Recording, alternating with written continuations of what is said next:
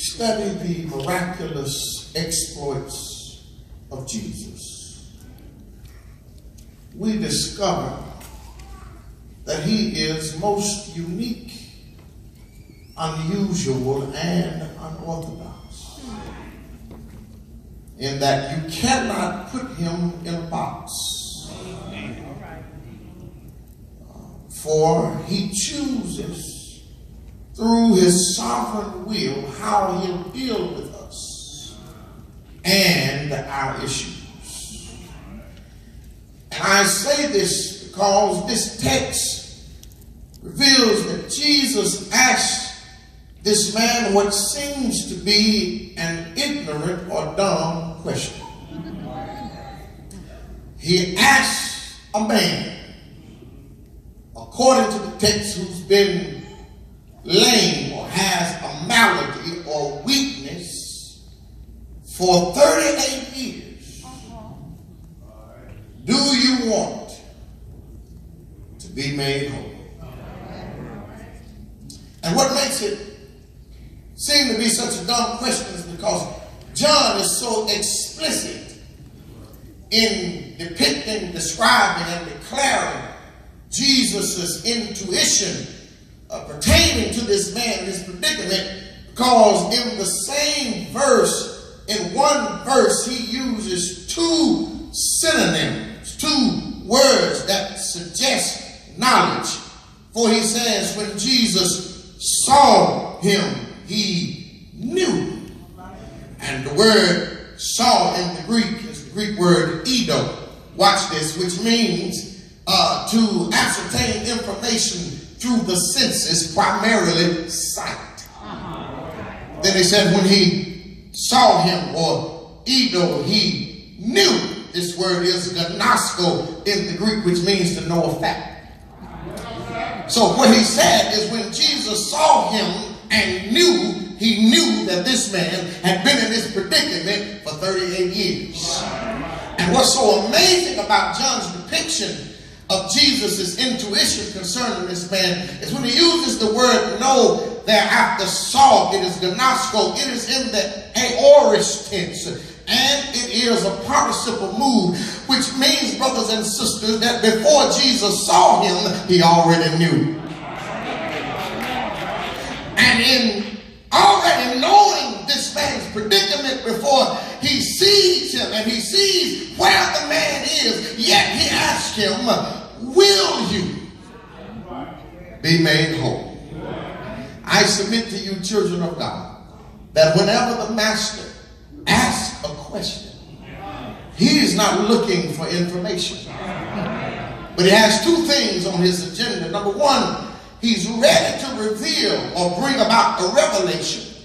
And then secondly, he's giving you an opportunity to make a confession. For example, when Adam and Eve ate of the forbidden fruit in the Garden of Eden, and the Lord's voice took on anthropomorphism and walked through the garden in the cool of the evening, he says unto them, Adam, where are you? Yeah. Cain kills his brother and buries him in the sand. And the Lord says, Cain, where is your brother? Abraham and Sarah laughed at the promise of God, blessing them with a son in his old age and Sarah being barren. He said, is there anything too hard for God? He caused Ezekiel to go down in the spirit in the valley of a dry bone and peruse the valley that was full of bones and asked him, son of man, can these bones live? Woman with the issue of blood slips up behind him and touched the hem of his garment. He said, who touched me? There was a blind man named Bartimaeus in a ditch on the road to Jericho, and he asked him, he said, man, what do you want me to do for you? He met Saul on his road to Damascus and asked him, why are you persecuting me? Don't you know it's hard to kick against the pricks? He's not looking for information because he is the quintessential answer to every quintessential question. Amen. Which leads me to pose this question tonight. Just as this man seemed to be in a situation strategically set up to help him, and And because he'd been this way a long time, Jesus asked him, would you be made whole? There's some folk here, you've been going to church all your life. Amen. Some preach in the pulpit.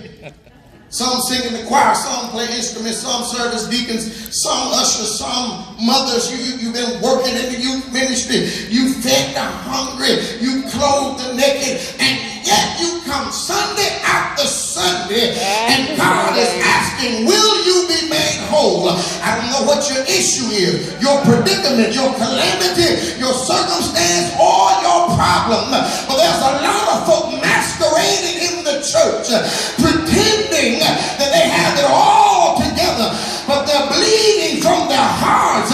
They are discombobulated, depressed, and dismayed because of their circumstances. And my question is, do you really want it?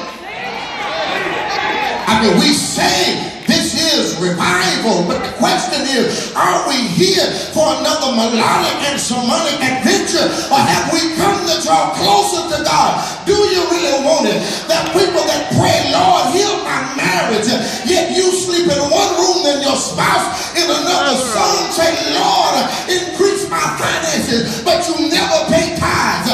Some say, I wish we had more folk in our church, but you never go out and evangelize the lost. You talk against your church more than you do for your church. And my question is tonight, do you really want it? Amen, amen. Yes. When we really examine this curriculum, we'll discover that this man really is not interested in being made whole. Why do you say it? I'm glad you asked. Because number one, he's in the place of potential. He's in a place of potential. The text tells us that Jesus, having in chapter 4, led a revival in Samaria. And Samaria. Returns back to Canaan and speaks over a nobleman's son who was sick in Capernaum and healed him. Yeah. He then moves from Canaan towards Jerusalem because that was a feast of the Jews. Now what John was really conveying to us is that Jesus was a worshiper. Yeah, because see, the feast was not just festivals of pleasure, but they were festivals of praise and worship and proclamation unto God for what he had done in their past.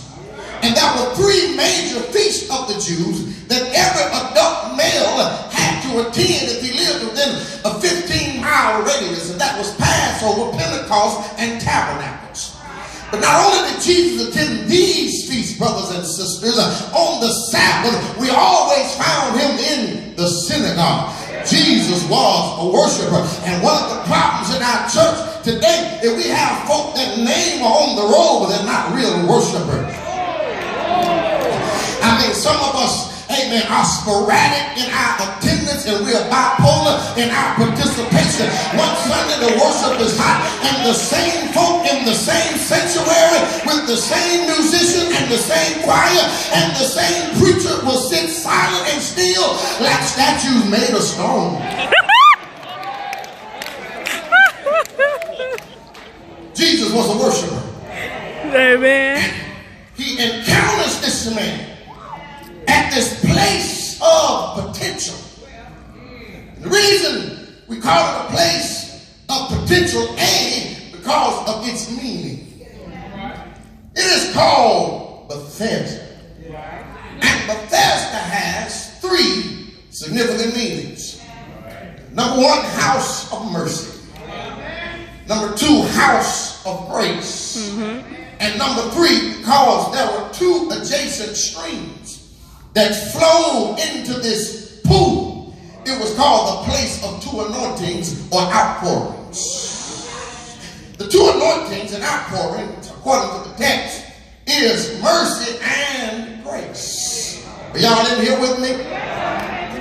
So if then it is a place of potential, there must be some mercy and some grace. Not only should we consider consider its meaning, but we should also consider its mathematics.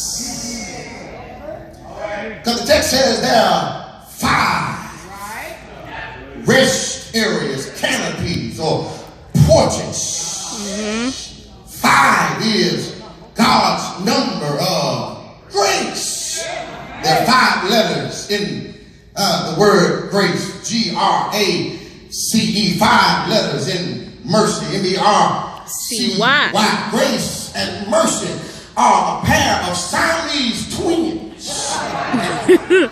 They never are separated. They travel together. But whenever you see mercy, get ready for grace. Whenever you see grace, get ready for mercy. And this is the 5th chapter, which means it's a chapter of grace. Because 5 is the number of grace. It was, amen, David who stopped by a brook and picked up 5 smooth stones before going to fight Goliath. Are y'all in here with me? In the 10 commandments, the 5th commandment is the only one that is saturated and substantiated in grace. For it says, obey your mama and your daddy so that your days will be prolonged on the face of the earth. It is the 5th clause of the model prayer where Jesus teaches us to say, give us this day our daily bread. Are y'all in here with me? Yeah. So 5 is the number of grace. What is grace and what is mercy? Mercy, it speaks of God's compassion, his tender loving kindness. It speaks of his ability to have patience or long suffering with us. Mercy then blocks what I deserve. And if mercy is God's compassion, grace must be God's favor. This favor is unearned, is unachieved. It cannot be bought. It cannot be acquired. It can only be received because it's God's unmerited favor. Here's the way mercy and grace works together. Mercy sees that I'm lost, but grace finds me. Amen. Mercy sees that I'm sick, but grace heals me. Mercy sees that I'm down, but grace lifts me. Mercy sees that I'm in darkness, but grace turns on the light. Thank God for mercy and grace. Yeah. No wonder David says, surely goodness, another word for grace, and mercy shall follow me all the days of my life. So then we should not only discover its meaning and its mathematics, but we should consider the multitude. The text reveals that on these 5 porches are some folk that are weak. John uses this Greek word askaneo, which speaks of one having a malady, a feebleness, a weakness. That he generalizes the group, but then he gives us some specifics. We said there's some folk that are blind. He said there's some who are halt, and some who are withered. Blind, self-explanatory. Halt means there are people who are paralyzed and cannot walk. And then the withered are those who have wounded hands, which means they cannot work.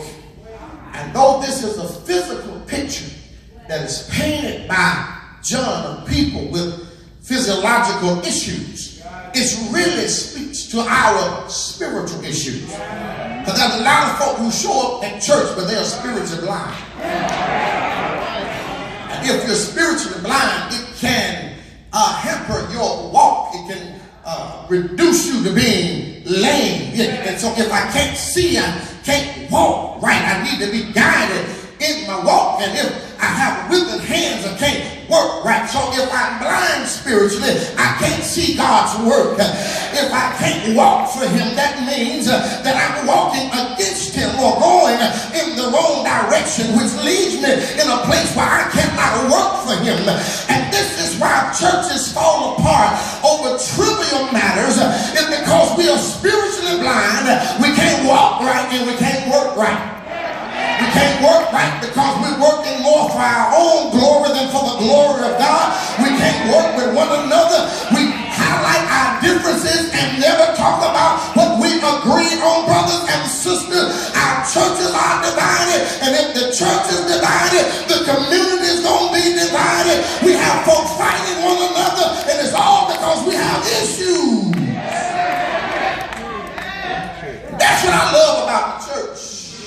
I love this about the church because, see, you can't sit here and sit on your seat of judgment and condemnation when you look at other folks, because you walked in the door with an issue and I walked in the door with an issue. Every one of us, from the pulpit to the back door, we all have some issues. We all got issues. That's why you ought not let the devil use you as a conduit and a vehicle and a vessel for gossip about what other folk fall. Because if everybody talked about your faults, if everybody knew your failures, they wouldn't want to hear you sing, just like you don't want to hear certain preachers preach. Woo! Say that. All of us, you with your sanctimonious self and your mama, all of us.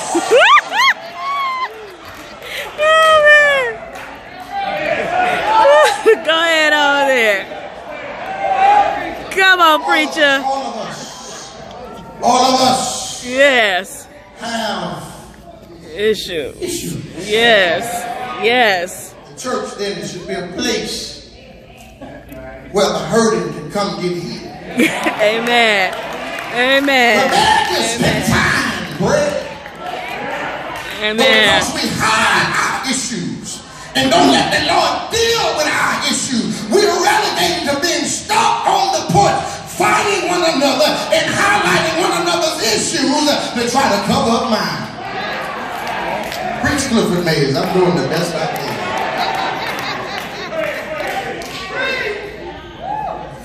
It's at the place of potential, but Pastor Harris, not only do I see the place of potential, but the text also reveals the problem with his profession. Jesus asked him, do you want, will you be made whole? Now understand that this place, this pool, speaks of a superstition that takes place, and you got to be careful when you subscribe to superstitions, because superstitions usually have stipulations. Matter of fact, grammarians suggest that this fourth verse is not even in the original text, but it was added in the 4th century to help us understand why the people were hanging around the pool. Said there was an angel. They couldn't see the angel, but they did see the bubbling of the water. They didn't know when the angel was coming. And the stipulation is this: the only one that could be made whole was the one who got in first. And there's some of you, I don't mean to bother your faith, but I need to preach it anyhow. There's some of you are so deep and spiritual now, but calling on the name of Jesus is not enough.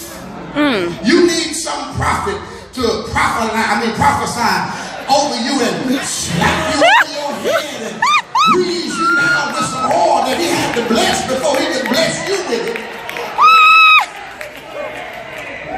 And then when there is no healing, when there is no healing, here's the stipulation: you got to go home and get your faith right, because God can't work where there is no faith. But when you subscribe to the salvation and deliverance that comes from the Savior, there is no stipulation. If you can't believe it, God can do it. Yes.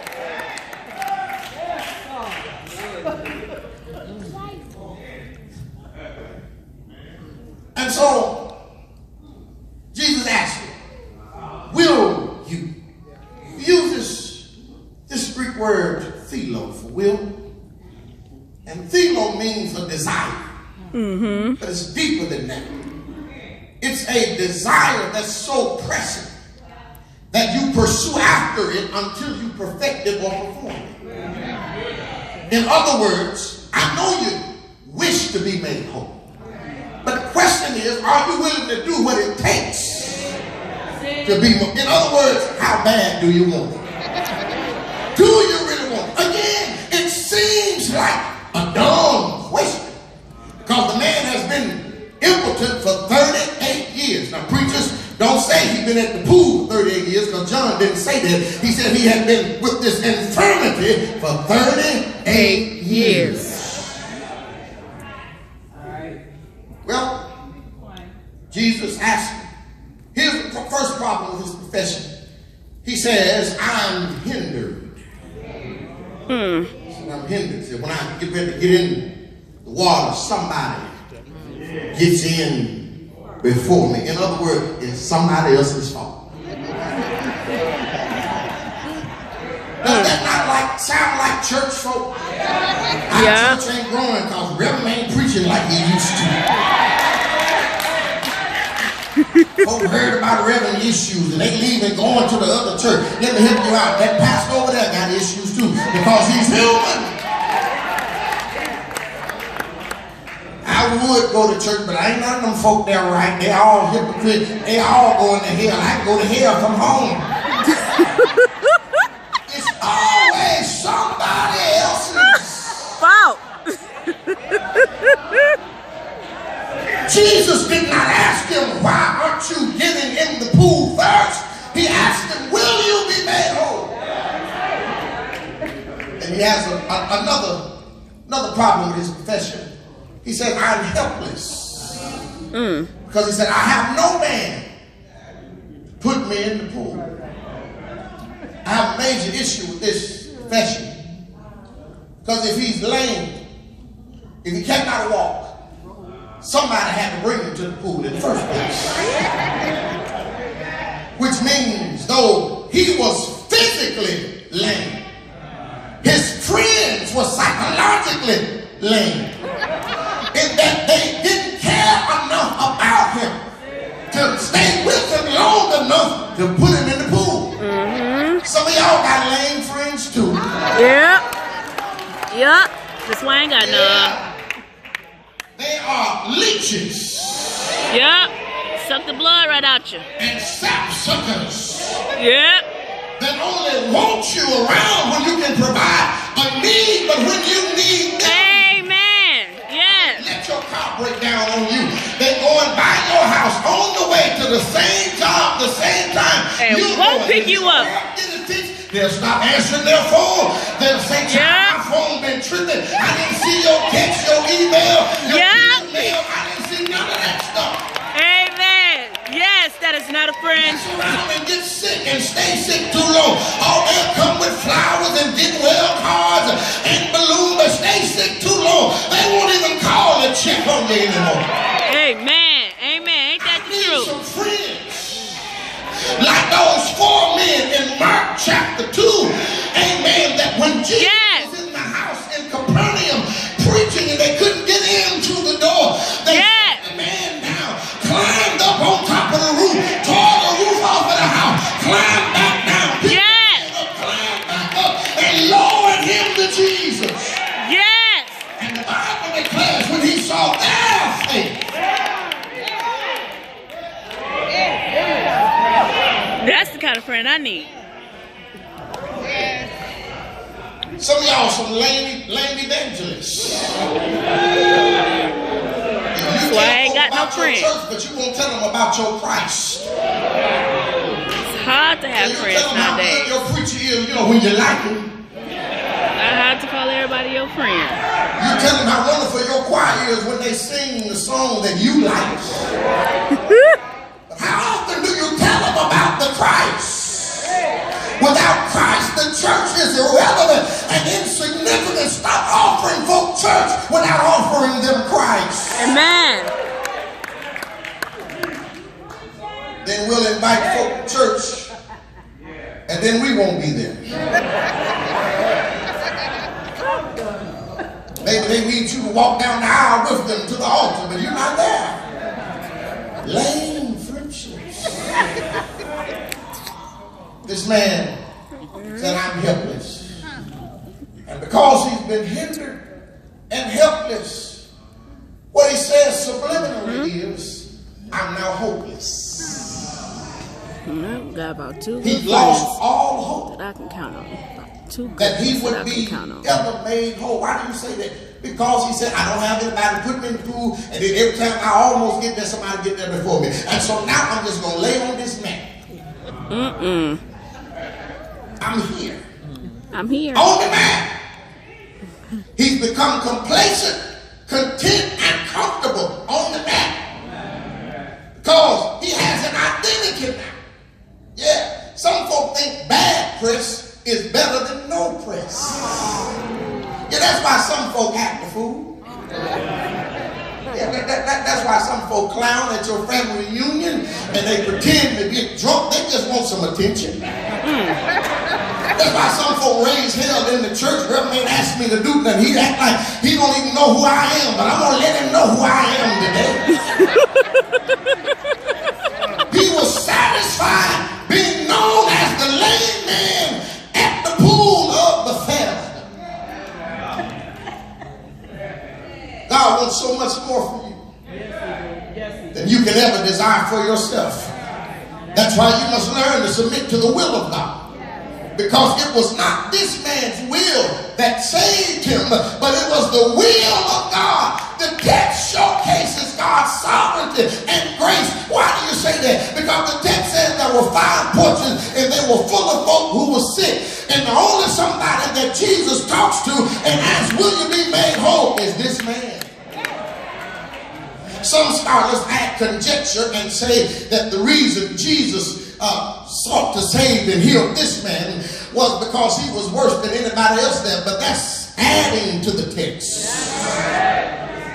The text does not say why. And so we surmise, brothers and sisters, that it is God's sovereign will. And this is the reason for you to shout tonight. While other folk got shot up in the club, you got out alive. It was by his grace. And then other folks smoked the same thing you did. And they're struck out. They got teeth missing. They lost their family. But you still in your right mind, on your job, doing well. It's all the grace. Yes. He looked in the crowd, saw me, saw you. Thank God I could do nothing to earn salvation, but he looked beyond my faults.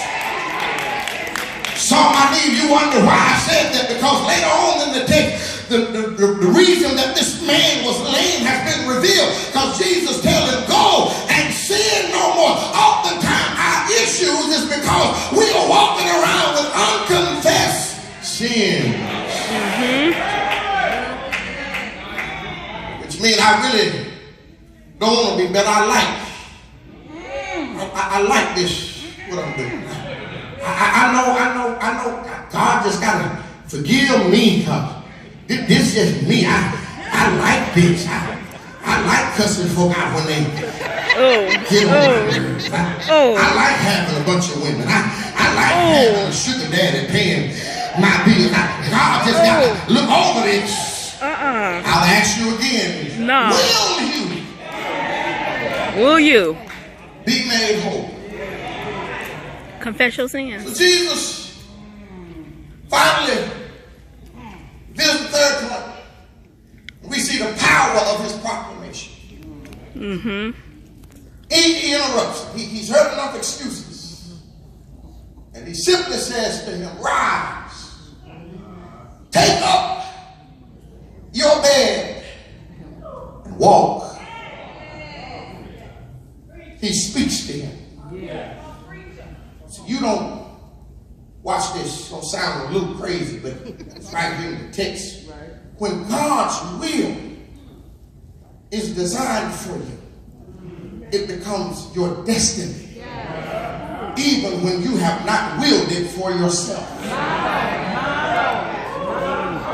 Even when your faith is not up to par. Because this man does not exhibit nor express anything, yet Jesus heals him. I've already told you, you don't need a superstition because a superstition always has a stipulation. But if you get close to the Savior, he'll remove the stipulation, and all you have to do is receive what he offers. He says, get up. Don't you understand the power of his proclamation? It is by his word that the heavens and the earth were created.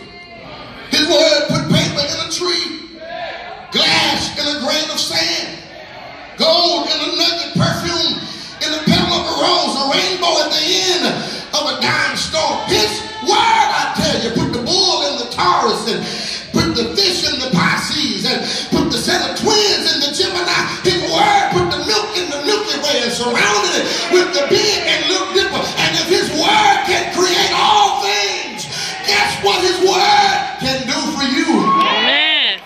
Amen.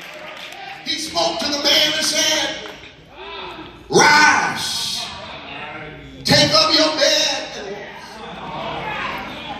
Notice tonight, he didn't tell him to walk, then rise. Because you cannot progress laying down on your loins. You cannot move forward into your deliverance. Yeah. Ooh, until you stand on his word. I tell you tonight, his word will lift you when you're down. His word will be strength in your weakness. His word is a light in darkness. Yeah. And it is a compass when you're lost. His word will correct you when you're wrong. And his word will establish your faith. And it will, enable you to do what you never dreamed you'd be able to accomplish. This man had not walked in 38 years. This man had not stood on these weak legs for a long time, but he heard, he heard the word of the Lord. No wonder David said, his word is a lamp to my feet and a light to my pathway. His word will I hide in my heart, that I might not sin against God.